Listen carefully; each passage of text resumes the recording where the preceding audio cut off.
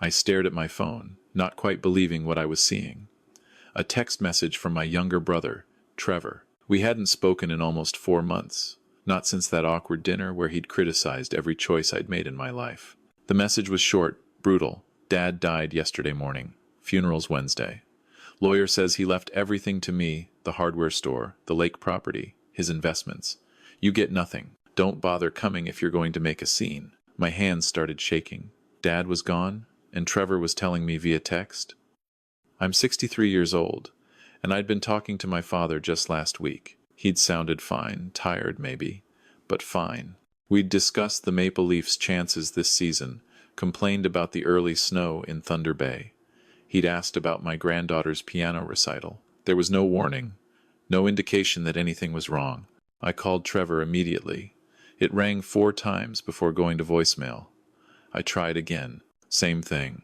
On the 3rd attempt, he picked up. What? His voice was cold, impatient. Trevor, what happened? When did Dad die? What? I told you in the message, Robert. Yesterday morning. Heart attack. Quick, the doctor said. He didn't suffer. Why didn't you call me? Why am I finding out like this? There was a pause, and I could hear papers shuffling in the background. I've been busy. Okay. Making arrangements, dealing with the lawyer, notifying people who actually matter. Look, I have to go. Funeral's at Street Michael's, 2 o'clock Wednesday. Show up or don't. Makes no difference to me. Trevor, we need to talk about. The line went dead. He'd hung up on me. I sat there in my small apartment in Sudbury, the phone still pressed to my ear, trying to make sense of it all. My father was dead. My only brother had inherited everything, and I'd been written out of Dad's life entirely, it seemed. The thing is, I shouldn't have been surprised. Trevor had always been Dad's favorite.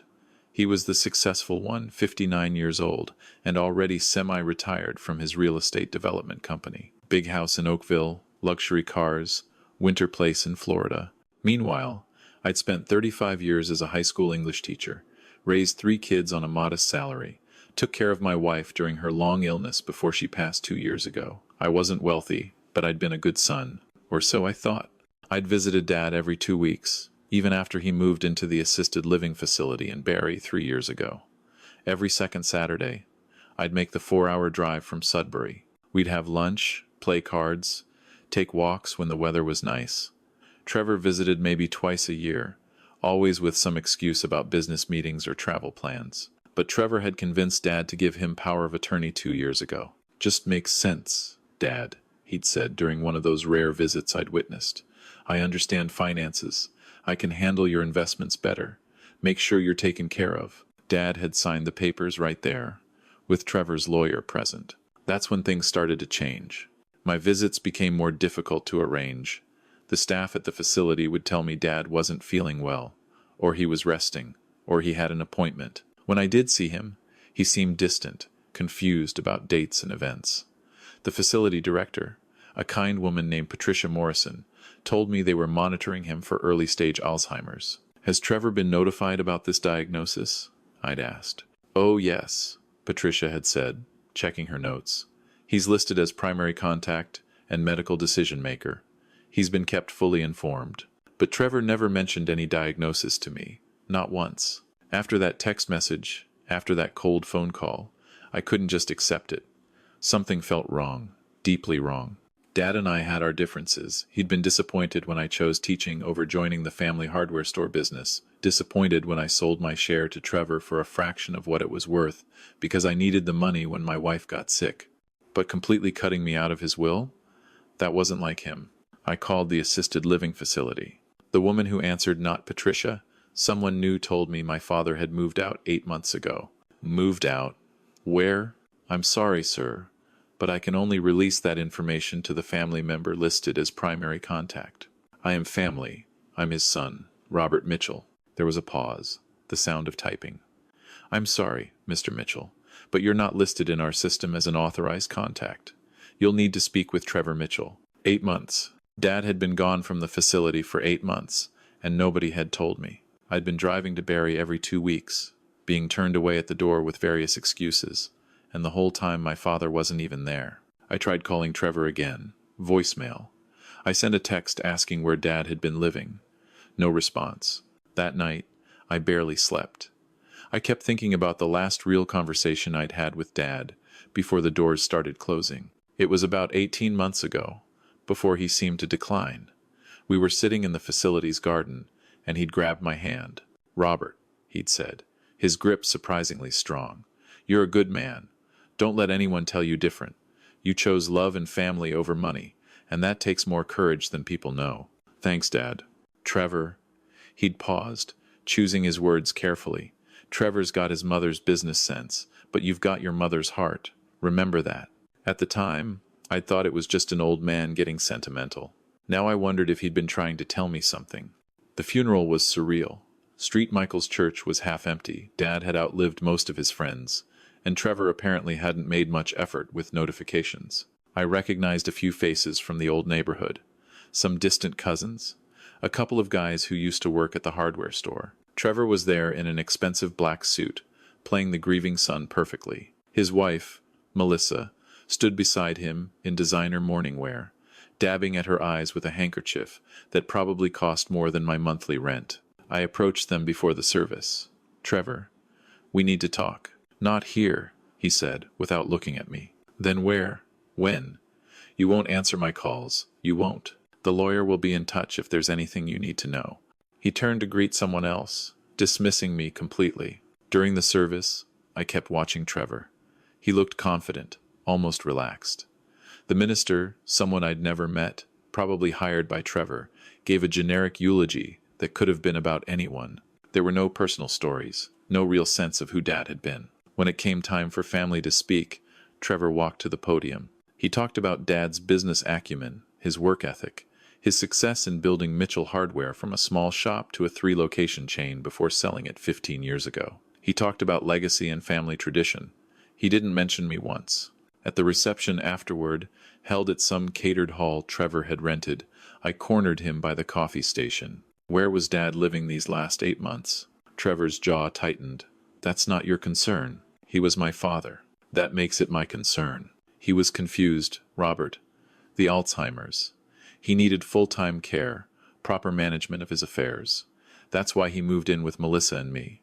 We have the space, the resources. We could give him what he needed. And you didn't think to tell me?" "I didn't think you needed to see him like that." Confused, sometimes not even knowing who people were. "I was protecting you from that pain. That wasn't your choice to make." Trevor stepped closer, lowering his voice. "Dad made his choice, Robert. He chose me. He trusted me with everything, his health, his finances, his final wishes. You need to accept that and move on." "I want to see the will." "The lawyer will send you a copy. Though there's nothing in it for you, so I don't know why you'd bother." He walked away, leaving me standing there with my cooling coffee. I didn't leave Thunder Bay right away. Instead, I found a cheap motel and started making calls. First, I contacted a lawyer in Sudbury, a woman named Rachel Nakamura who'd helped me with my wife's estate. I explained the situation. "Do you have any documentation?" she asked. "Emails, texts, anything showing your relationship with your father?" "Years of it. Photos from our visits, cards he sent me, emails." "Good. Send me everything. If there's any indication of undue influence or diminished capacity when the will was changed, we might have grounds to challenge it." Next, I tracked down Patricia Morrison, the former director at the assisted living facility.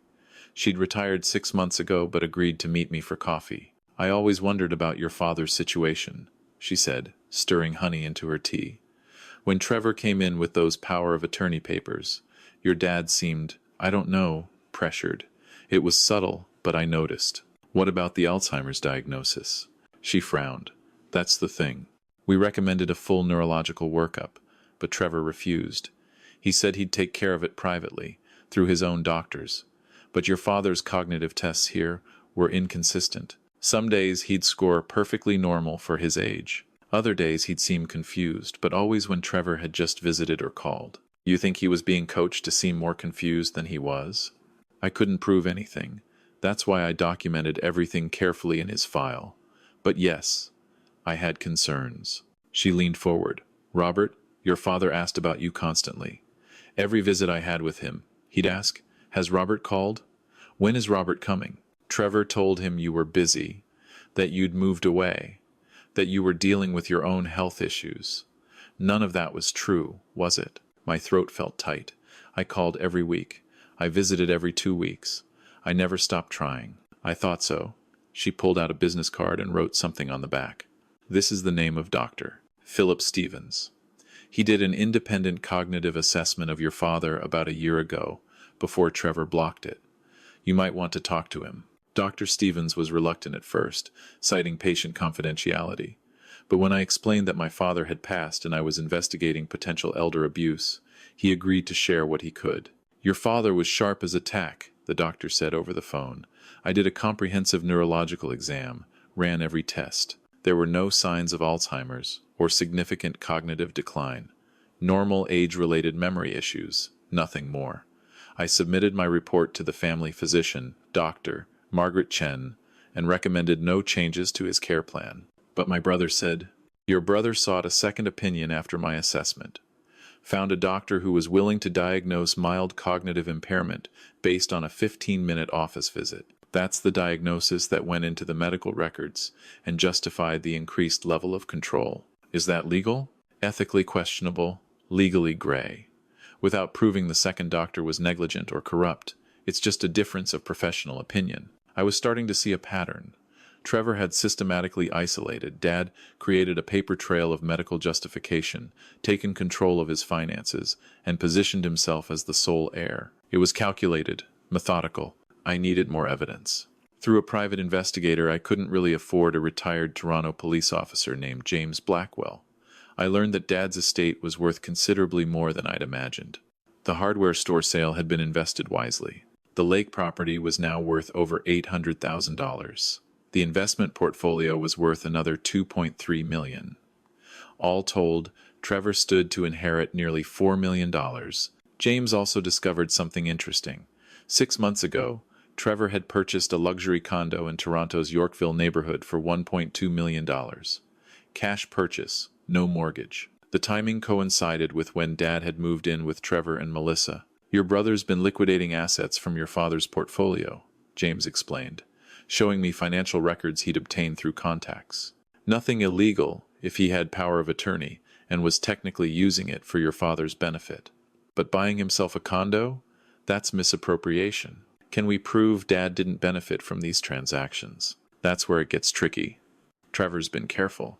Every withdrawal has a documented justification: medical expenses, residential care costs, home modifications for accessibility. But the amounts don't add up. Unless your father was getting platinum-level medical care, those expenses are inflated by at least 60%. I thought about Dad living in Trevor's house those last 8 months.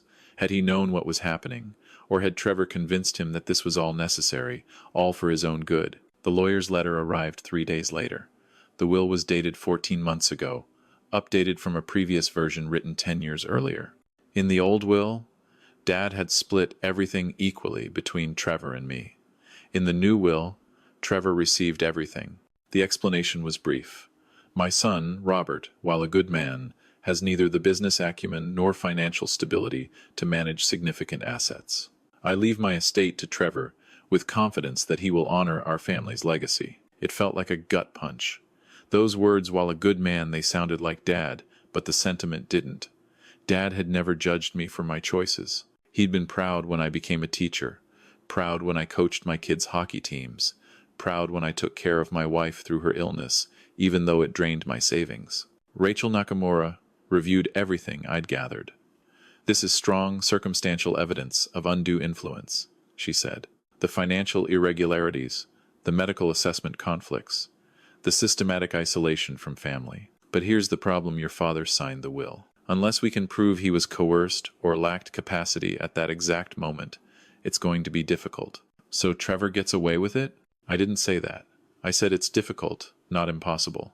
We need something more, something that directly contradicts Trevor's narrative. That something came from an unexpected source.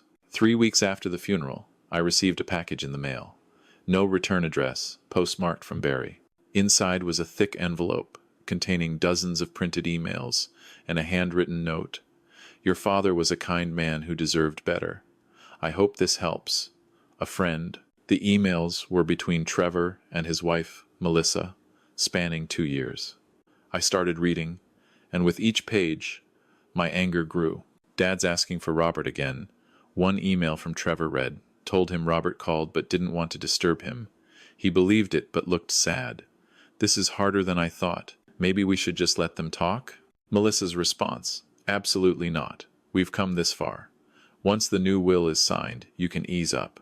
Until then, we can't risk Robert getting in his head about the finances. Your father trusts you. Keep it that way. Another exchange, dated around the time of the medical assessments. Trevor, Dr. Stevens won't play ball. Says Dad's fine cognitively. We need that diagnosis for the care plan justification. Melissa, what about Dr. Raymond? He owes you from that real estate deal. Maybe he'd be more flexible with his assessment? Trevor, good thinking. I'll call him. But the most damning email was from 8 months ago. Trevor, Dad caught me transferring funds this morning. Wanted to know why I was withdrawing $800K. Had to think fast, told him it was for a special care facility deposit, that he'd agreed to it. He looked confused but signed off. I don't think he remembers conversations from one day to the next anymore. We should move faster before he catches on completely. Melissa, be careful. If Robert finds out before everything's locked down, he could cause problems. Has the new will been properly executed? Trevor, lawyer confirmed last week. Everything's airtight. Even if Robert challenges it, we have the medical documentation showing Dad's decline. Let him try. I photocopied everything and gave the originals to Rachel. This is it, she said, her eyes bright with professional excitement. This is the smoking gun. These emails demonstrate premeditation, conspiracy, and financial elder abuse. We have grounds not just for a will challenge, but potentially criminal charges. I don't care about criminal charges, I said, though that wasn't entirely true. I just want to know the truth about my father's last months. Was he really confused? Or was Trevor making him that way? Let's find out. The deposition happened 6 weeks later. Trevor sat across from Rachel and me, his expensive lawyer beside him, looking uncomfortable for the first time since this whole thing started. Rachel laid out the emails one by one. Mr. Mitchell, do you recognize these communications between yourself and your wife? Trevor barely glanced at them. They're taken out of context. Really? Because they seem quite clear to me. Dad caught me transferring funds this morning. Wanted to know why I was withdrawing $800K. That's pretty specific context. I was managing his assets with his full knowledge and consent. Then why did you write? Had to think fast, told him it was for a special care facility deposit. If he'd given consent, why would you need to lie? Trevor's lawyer interjected. My client was simplifying complex financial transactions for an elderly man with documented cognitive decline. Rachel pulled out Dr. Stevens' report. This independent neurological assessment, conducted just 2 months before that email, shows no significant cognitive impairment. Are you suggesting the doctor was mistaken? We sought a second opinion that contradicted those findings. From a doctor your client did real estate business with. A doctor who spent 15 minutes with your father compared to Dr. Stevens' comprehensive 3-hour evaluation. Would you like to explain that coincidence? The deposition went on for 4 hours. By the end, Trevor looked exhausted. His polished confidence cracked. His lawyer requested a recess to consult with their client. 2 days later, Rachel received a settlement offer. Trevor would return 60% of the questionable withdrawals, approximately $1.4 million to the estate, which would then be split equally between us. In exchange, I would agree not to pursue criminal charges or further legal action. It's a good offer, Rachel said.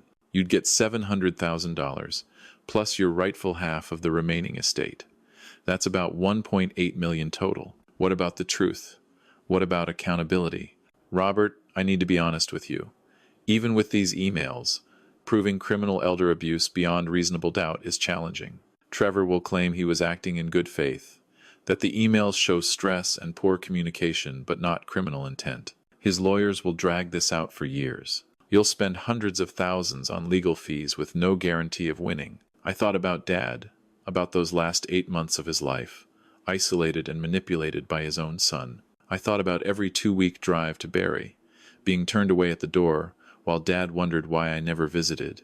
I thought about Trevor's calculating coldness, Melissa's complicit greed. I want one more thing, I said. Before I sign anything, I want to talk to everyone who worked at Trevor's house during the time Dad lived there. Housekeepers, nurses, anyone. I want to know what those months were really like for him. Rachel made the arrangements. 3 people agreed to speak with me. A private nurse named Sarah Kim, who'd cared for Dad in his final months, a housekeeper named Rosa Martinez, and a physiotherapist named David Thompson. What they told me changed everything. Your father was sharp, Sarah said over coffee in a Tim Hortons near her home. Some days he'd be a bit tired, forgetful about small things like what day it was or what he'd eaten for breakfast. But he could discuss current events, do crossword puzzles, remember stories from 50 years ago in perfect detail. Nothing like severe Alzheimer's. Then why did Trevor say, because Trevor needed him to seem worse than he was? I watched it happen. Mr. Mitchell, your father would ask about you constantly. When is Robert coming? Has Robert called? And Trevor would tell him you were too busy, that you'd moved to Vancouver, that you were dealing with your own problems. Your father would get upset, and Trevor would give him anxiety medication. Strong stuff that made him foggy, compliant. My hands tightened around my coffee cup. The doctor prescribed anxiety medication? I never saw a legitimate prescription. Trevor would just tell me to administer it, said it was to help your father stay calm. Looking back, I think he was using it to keep him sedated, manageable. Why didn't you report this? Sarah looked down. I'm ashamed to say it, but I needed the job. Trevor paid cash, under the table, way above market rate. I'm a single mother with 2 kids. When he told me your father preferred things private, that you'd had a falling out and weren't welcome, I believed him, or I let myself believe him because it was easier. Rosa told a similar story. Your father, he write letters, she said in accented English. Many letters, to you. He asked me to mail them. Mr. Trevor, he say yes, he mail them. But one day I find them in the garbage, all of them, maybe 20, 30 letters. I take some out, hide them. I think maybe it's wrong what's happening, but I don't know what to do. She gave me a plastic bag containing 15 letters in my father's handwriting. I couldn't open them right there, I wasn't ready. David Thompson, the physiotherapist, provided the final piece. Your father's mobility was excellent for his age. He could walk independently, had good balance, normal strength. But after each of Trevor's business meetings with him, which I wasn't allowed to attend, your father would be subdued, almost depressed. His physical therapy sessions would suffer because he seemed defeated. What were these business meetings about? Estate planning. From what I gathered, Trevor would come out and tell me things like, Dad's agreed to move some assets around, or, we've updated his care plan. But your father never looked happy about it. He looked resigned, like he'd given up fighting. I asked the question I'd been dreading. How did he die? The death certificate says heart attack, but David shook his head. It happened on a Tuesday morning. I'd just arrived for our session. Your father was in good spirits, better than usual, actually. He told me, David, I've made a decision. I'm calling Robert today. This has gone on long enough. Then he went to get his phone, which Trevor kept charging in the office. I heard raised voices, your father and Trevor arguing. Then a crash and silence. When I got there, your father was on the floor. Trevor was on the phone with 911, and your father wasn't breathing. Paramedics said heart attack, stress-induced. But I always wondered if Trevor did something. I don't know. I wasn't in the room, but the timing. He trailed off, uncomfortable with the implication. I took all of this back to Rachel. She listened with growing concern. This changes things, Robert. If Trevor was administering unauthorized medication, preventing your father from communicating with family, and was potentially present during whatever triggered the fatal heart attack, this isn't just elder abuse anymore. This could be criminally negligent homicide or even manslaughter. Can we prove it? The nurse's testimony about unauthorized medication is strong. The letters show intent to communicate that was thwarted. The physiotherapist's account of the argument before the collapse establishes Trevor's presence and potential causation. Combined with the financial evidence and those emails. She paused. Yes, I think we can build a case. The question is, do you want to? I thought about it for 3 days. I read my father's letters. Finally, sitting alone in my apartment with a bottle of his favorite whiskey, Crown Royal, which I hate but drank anyway in his memory. The letters were heartbreaking. They started hopefully. Dear Robert, I haven't heard from you in a while. Is everything okay? Trevor says you're busy, but I miss our talks. Call me when you can. They grew more concerned. Robert, I'm worried about you. Trevor says you're dealing with health issues. Why haven't you told me? I'm your father. Let me help. Then confused. I don't understand what's happening. Trevor says you don't want to see me anymore, that you're angry about the business decisions I made. Is that true? Did I do something wrong? Finally desperate. Robert, something isn't right here. Trevor won't let me use the phone without supervision. He says it's for my own good, that I get confused and upset when I call people. But I'm not confused. I know what's happening. He's taken my checkbook, my credit cards, my phone. He says it's all legal, that I signed papers. Maybe I did. I don't remember signing so many papers. I need your help. Please, if you get this, come get me. I don't know if Trevor is mailing my letters anymore. I tried to give one to Rosa to mail, but she looked scared. I think he threatens them. The people who work here, they're kind but afraid. I understand Trevor can be intimidating when he wants something. I should have seen it years ago. I should have protected you from him. You were always the good one, Robert, the kind one. I'm sorry I didn't tell you that enough. I'm sorry I let him push you away. If you're reading this, it means I managed to get at least one letter out. Please hurry. I'm running out of time. That last letter was dated 3 days before he died. I made my decision. I instructed Rachel to reject the settlement and pursue criminal charges.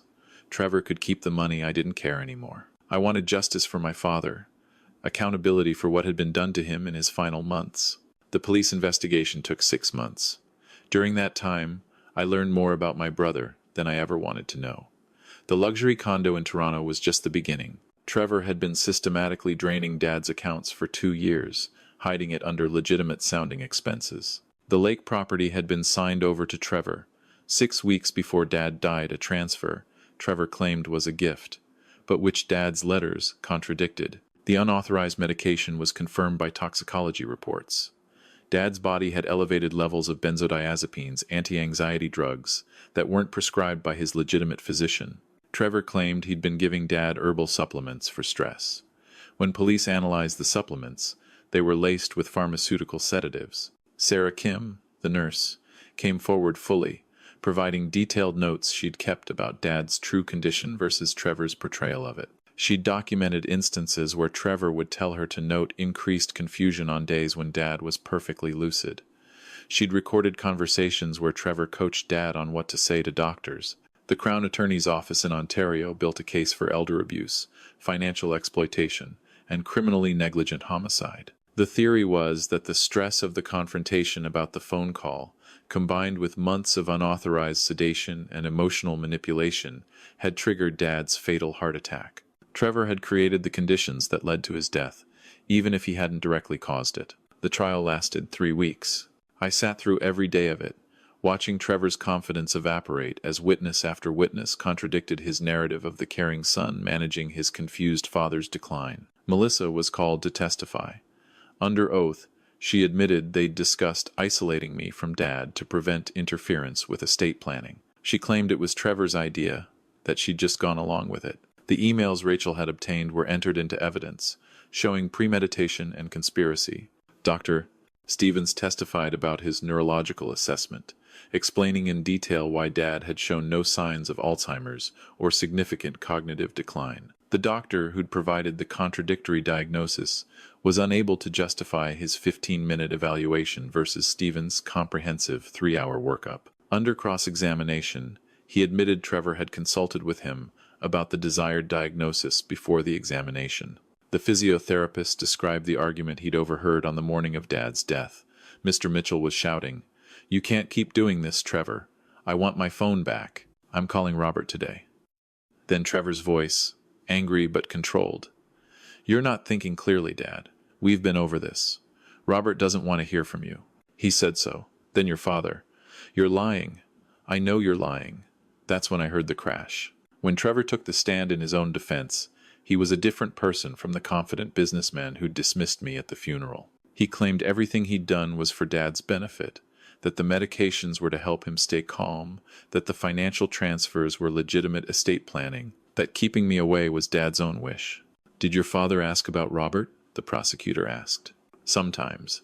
He was confused about many things. Sarah Kim testified that he asked about Robert every single day, sometimes multiple times a day.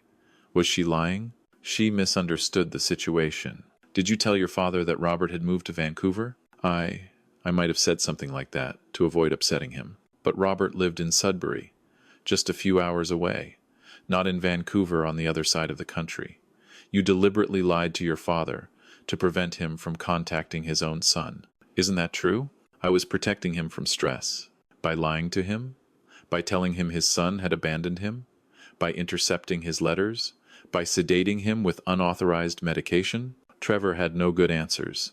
His defense crumbled piece by piece. The jury deliberated for 11 hours. They found Trevor guilty of elder abuse, financial exploitation, and criminally negligent homicide.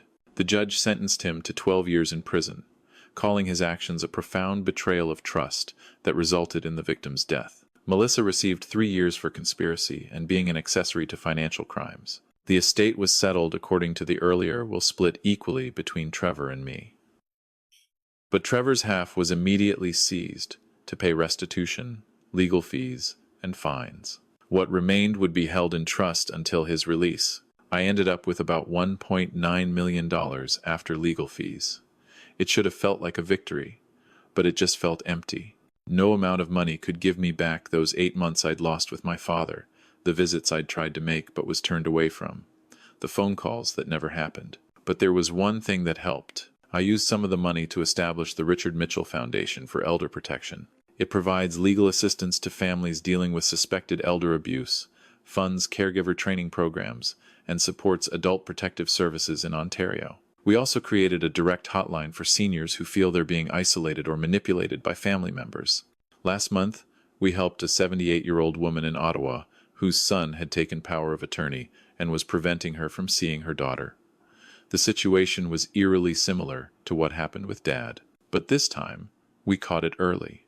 The woman is now safely living independently, with proper oversight of her finances and regular contact with both her children. Every time we help someone, I think about Dad and those letters he tried so hard to send me. I think about him sitting in Trevor's house, watching the clock, wondering why I never called, never visited. I think about how isolated and helpless he must have felt. People ask me if I'm angry at Trevor. The honest answer is complicated. Yes, I'm angry at what he did, at the cruelty and greed that motivated him. But I'm also sad for him, for whatever happened in his life that made him capable of treating our father that way. Maybe he was always like that, or maybe success and wealth corrupted him gradually. I don't know. What I do know is this.